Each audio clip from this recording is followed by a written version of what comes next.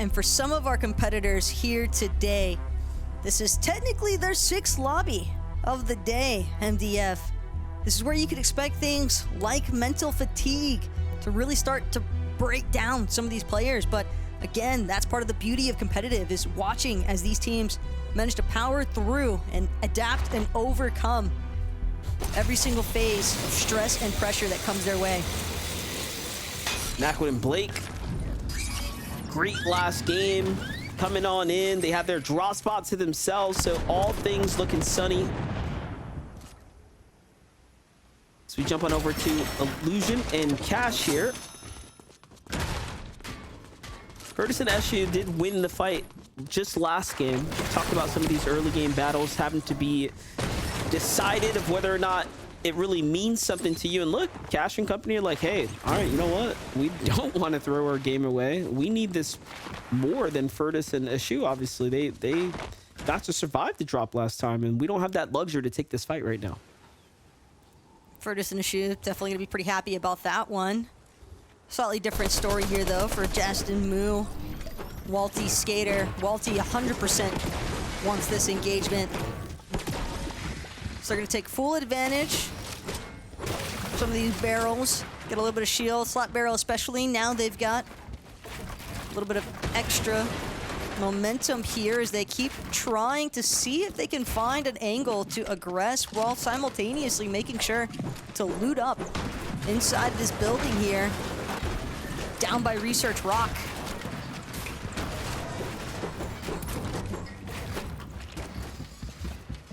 Just listening to Justin here.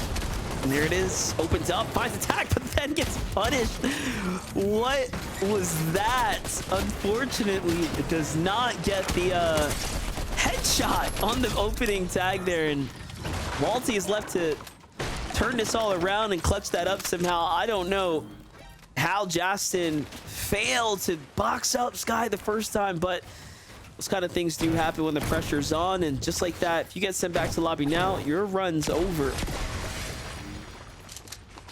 Unless you were already inside of the top 5, I think at this point, seemingly safe in terms of maintaining their position inside of that top 15. But yeah, for a team like Moo and Justin, unfortunately, the end of their run here today. Shadow and Walkers, though, not trying to meet the same fate here. Over by Ritzy Riviera. Decent loadout, though, for Shadow. Not sure what Walkers is rocking with, but matter of the fact is, coming from the edge of the west side of the map, could be some difficulties finding tags. Champo pieced up, trying to get through the window. Actually going to turn it around. Shy going to be first one to get elimed here. But Champo, Decay, incredibly low. Champo at least having an opportunity to get some shield back. Both Decay and Champo continuing to flex names under the belt. Nicely done for them.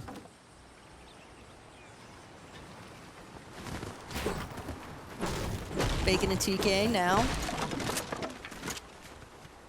Just clearing out a couple of old builds as they continue on their path forward. And the fact that Bacon is actually hiding here leads you to believe TK had an opportunity to at least point out the fact that Braids and Visuals are actually directly next to these guys. Braids got to be careful here. The way that Bacon is situated could definitely look for a pounce opportunity here. You can see TK also just steadily crawling around this bank here. And Bacon, likely even getting the audio cues, has to be able to hear everything that's taking place right now. Visuals, Braids, not a care in the world. Really think that they believe themselves to be alone for the time being.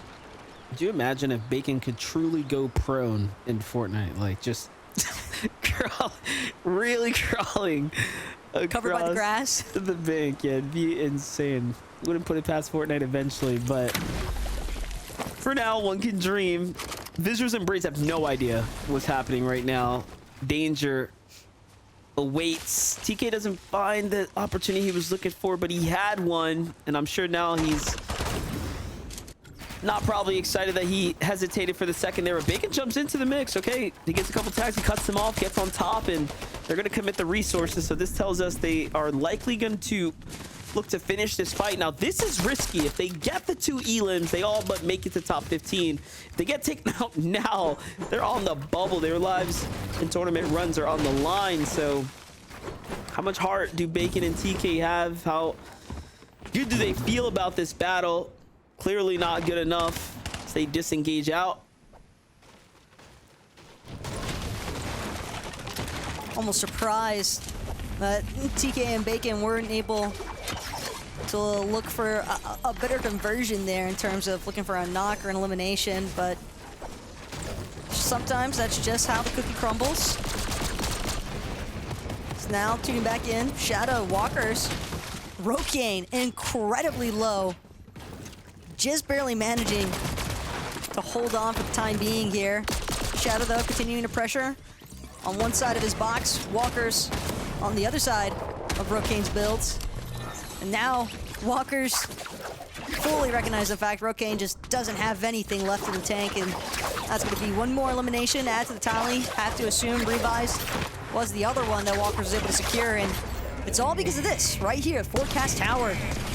Just recently spawning in, no issues at all for Walkers, and Shadow take care of those Legion grunts, and now, with the Forecast having been secured, things could be shaping up pretty nicely here for Walkers and Shadow in their last game of the day.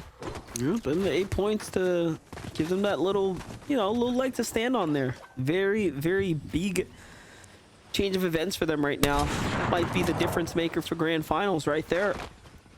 TK and Bacon move from point A to point B now. This time they're the prey to be hunted.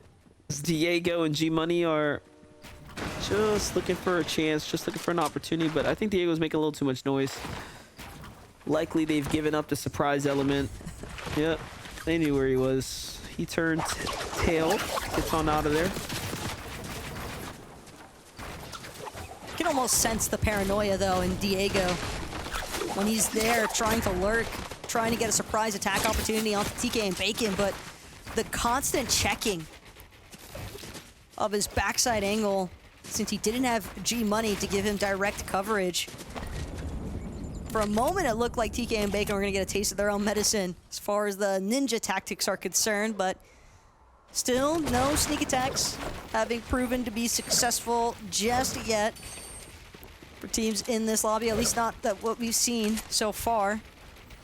But Sigma, Vorteca, they might want to get the party started here soon enough at Hazy Hillside.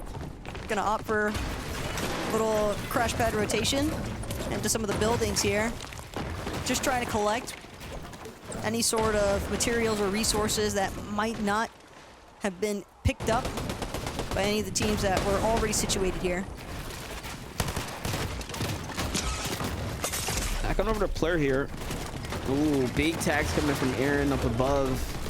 They definitely are determining the pace of this battle right now. The action's in their side, and so much, in fact, he's going to jump down into their builds. He knows that they have to full heal right here. Not only that, they're still in the zone. They're not quite safe. Clean angle from Aaron there, but not enough to find the tag. Difference being, though, Aaron not in the zone, or not in the storm, I should say. But still, not going to opt to stick around and wait things out. Having already secured a decent amount of surge tag damage. Sure, the 4 or 8 points from eliminations would be nice, but what's even better still is not having your final opportunity to land yourself inside of that top 15 slip away from what's honestly a little bit of an unnecessary engagement. So good on Aaron and Chance to recognize the fact that it's just not a fight that they're forced to take just yet. Just good positioning, all in all, here for Chubs and Brycx right now as they're looking around. He's gonna be a little upset he misses those tags, though. And there's no one back here to pick from. Brycx and Chubs are in 17th right now. Top 15 is the place to be. Kind of give you guys a look at how many teams are on the bubble right now, what these games mean for them. Grand finals.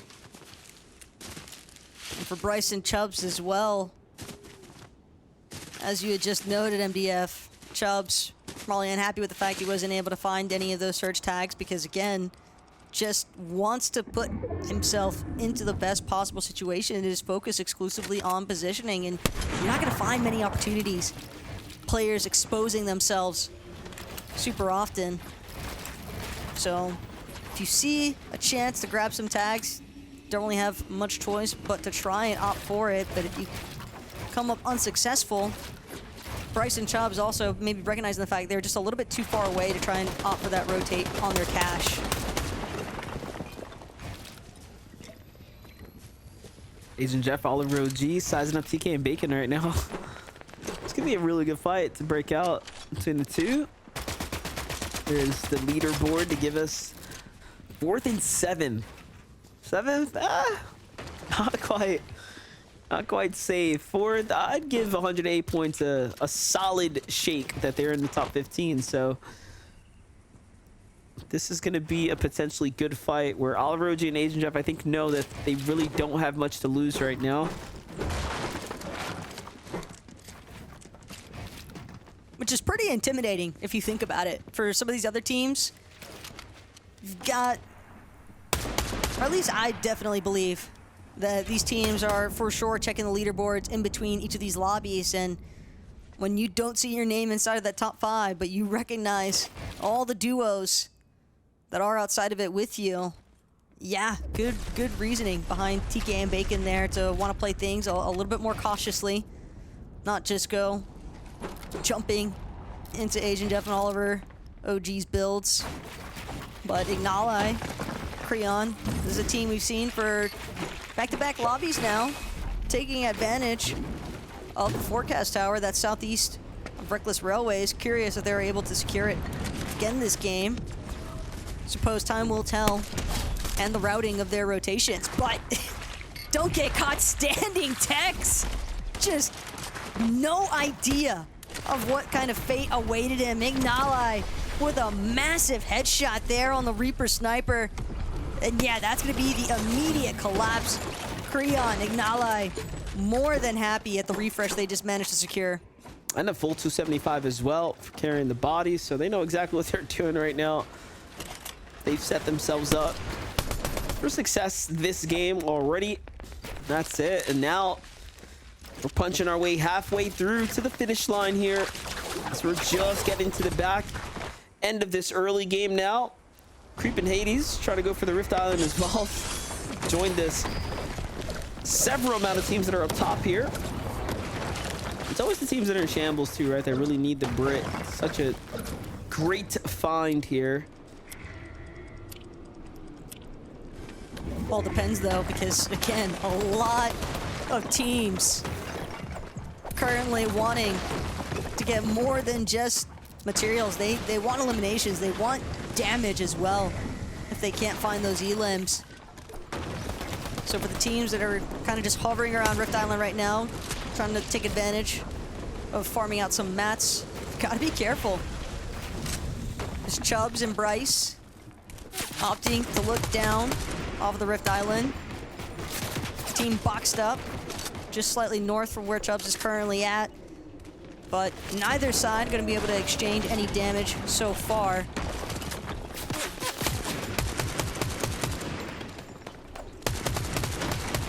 Very risky. We already know snipers are in play at all times in this current meta.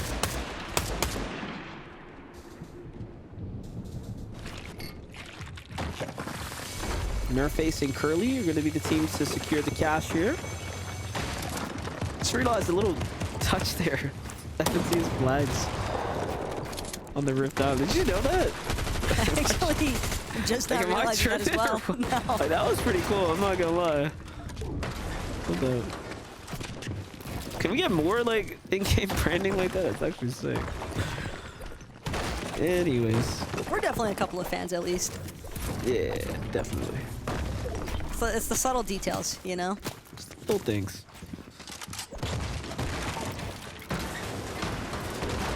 This is no little feat though for Chubs and Bryce. Again, had a pretty solid last lobby run.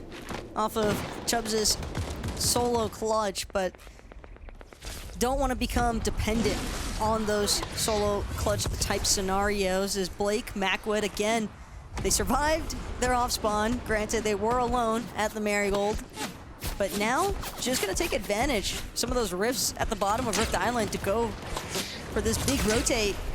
And it's gonna be enough to get them into the hazy hillside. Definitely comes at a price though for Blake, as he loses all but 6 of his shield. Macwood eating some damage as well. Team surrounding them, taking full advantage of Blake and Macwood rifting in. But that's just the kind of sacrifice Blake and Macwood, they're more than happy to take that trade-off. Let's take a look at this elimination right here. Ducky catches Asian Jeff absolutely off guard and sends him right to bed. But Asian Jeff and Alarochi should be pretty happy as a duo right now with their performance. They'll surely be able to hold top 15. But Ducky and Encrypted story continues now off the backs of that huge elim there.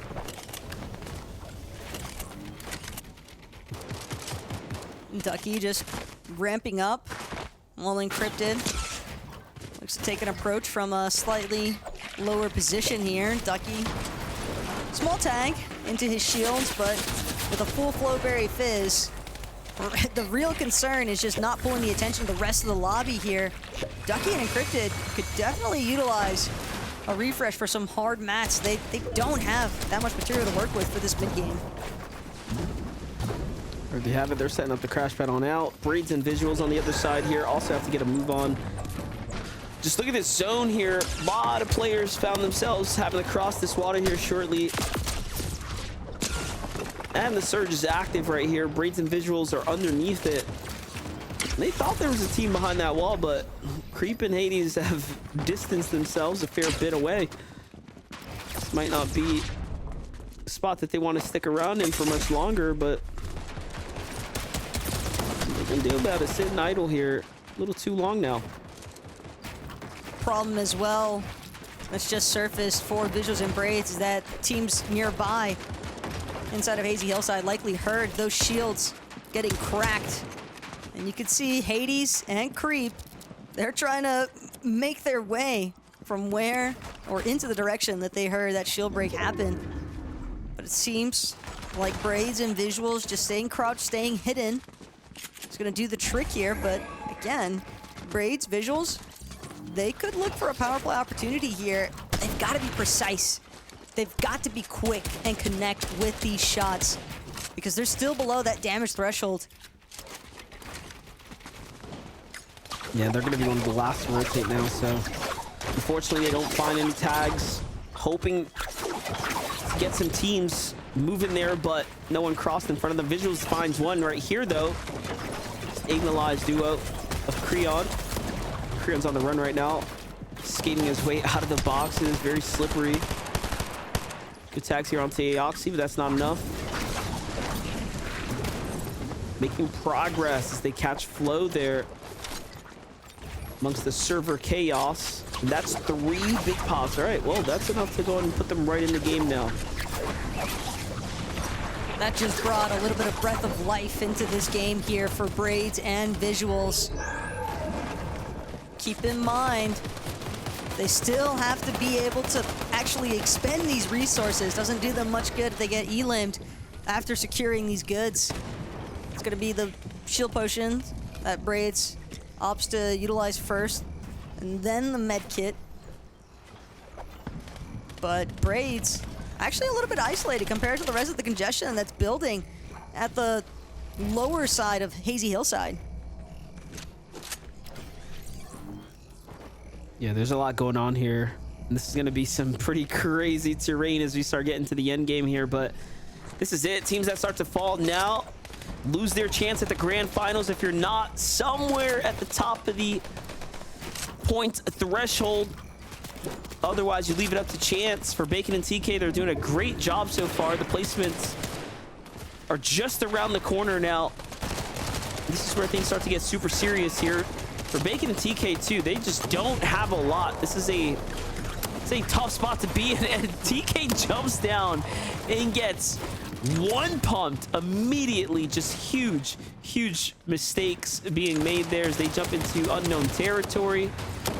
And Bacon retreats, and right as I was just about trying to set up what could be a celebratory moment, Bacon now has all of the pressure on him to perform here in order to solidify his top 15 spot.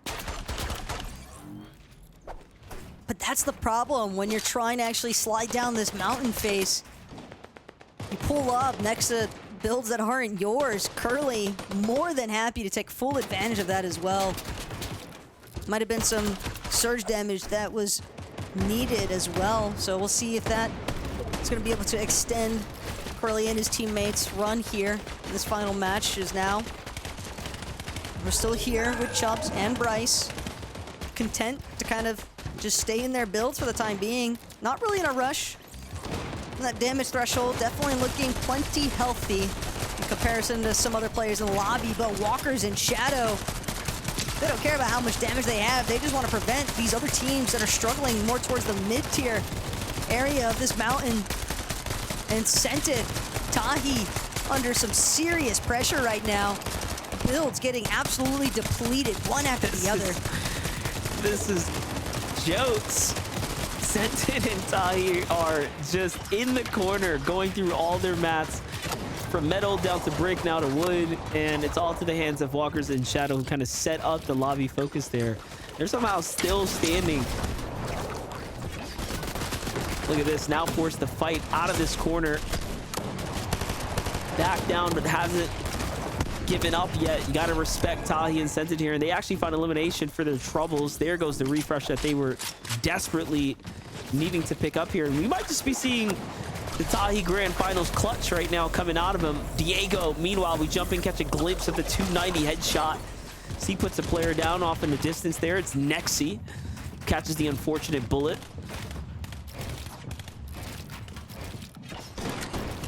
Now, Diego, G-Money, trying to collect themselves, safe for the time being. You can see some teams stacked up at the top of this mountain. A lot of this endgame action, MDF, just going to be so heavily dictated by which way the zone decides to pull. If it drops these players from that high point of elevation all the way down to the low ground, teams that don't have any methods for mobility could find themselves hard-pressed to keep their Game 3 hopes alive. But Bacon, with that grapple blade, is going to stay hidden. Might be able to catch some teams rotating above him if they're not careful. Tahi and Scented also, after that refresh on the Jack, they've done a great job at repositioning, still trying to control the low ground just a bit here, trying to make sure they stay ahead of this first moving zone. Yeah, they're in a good spot right now. They actually just so happen to already be kind of down on the low ground, so they're not gonna have to worry about the elevation changes. They can pick their layer wisely, and Scented wants to get up off the floor here, so very interesting decision here to kind of get in the mix of the congested areas, but we'll see how it ends up working out as they now have mats to play with. Diego continues to hit the snipe shots here when it matters. That time not leading to a clean elimination, but they're already up to 4 as a team. He's gonna have to heal here. But Diego, he looks left for 1 second to get a nice sniper shot. And then from his right side, just gets totally ripped apart. Definitely hurts a bit there for G-Money and Diego. They're gonna have to expend a decent amount of their resources to ensure that Diego's healthy enough to keep their Game 3 lobby run alive. Tahi, Scented, again, work their way up to a slightly higher elevation, but knowing that they still have to keep things pressing forward. They don't want to get caught up in any of the congestion that's starting to build. Every team now in this endgame situation here has a chance to take a top 15 away from another player or solidify theirs for the night. Brycx and Chubs being one of the few two. They're in there.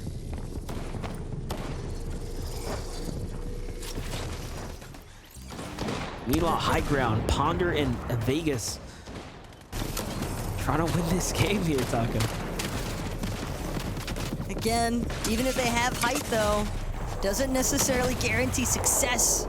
Shadow and Walker is finally taken down. Brycx, Chubs now ready to strike. They want a little bit of that high ground action for themselves, but again, Brycx, Chubs recognizing the way that the zone is pulling. Want to make sure they stay towards the front side of it. But Brycx, Chubs, quick pause in the action here as they get some shield recovery. Tahi and Scented, though. 4 elims already. This is a team. Tahi, before this lobby started, he said, is the script 10 eliminations and a 6th place finish? They might just be able to get it done, eating massive chunks of damage, though, on their path forward. Scented doing everything he can to continue tarping out, but there's just too much pressure, too many teams catching him out in the mid-ground. Tahi now, the sole survivor of this duo, trying to keep the dream alive now. But with only 10 Flowberry Fizz Juice left, he's got to use it. Nice. He's got to get this refresh, and that's what he was looking for onto Diego, but he still needs to get back into zone. Just misses the finish right there at the end, but a top 5 nonetheless is still very, very good compared to the other performances they've had all weekend long. So showing a little bit of life on the last day when it matters most, but is it enough to hold a top 15 performance? We'll find out. For now, though, Brycx and Chubs fight their way on up, bring it all down to the bottom, and now they have 5 eliminations here, and they're going to walk their way to what could be a victory royale here to all but seal the deal for a top 15 performance as G Money and Diego Plays did what they had to do to get that 2nd place that game. And all in all, what a Sundays it was. Things started off a little bit shaky here in the lower bracket for Brycx and Chubs with that game 1 performance, but man, they really turned it around quickly, and they had to. MDF, they knew this would be one of their final opportunities. They were already looking relatively set for keeping their position inside of that top 15, but this Victory Royale certain to guarantee them their spot inside that threshold of the leaderboard. And look at that, Blake was also up there in the end game. So was Crackley. So couple of favorites there might have did just enough in that last game to go ahead and clutch up their top 15s. I'm looking forward to see who did enough, because Brycx and Chubs surely after that one have to have a moment to celebrate. There are big wins for them, and we get to see Brycx and Chubs likely in the grand finals now. Yeah, and it's exciting stuff to think about the fact that we are actually going to be confirming our final 15 teams to make their way to the grand finals. MDF, from the start of today with those 3 matches in the upper bracket to now with these 3 final lobbies here in the lower bracket, it's been a phenomenal time seeing all the action and calling all the action. But from myself and MDF, that is going to draw our conclusion for today. Now it's really just up to the analysts to let us know who actually made it into the top 15.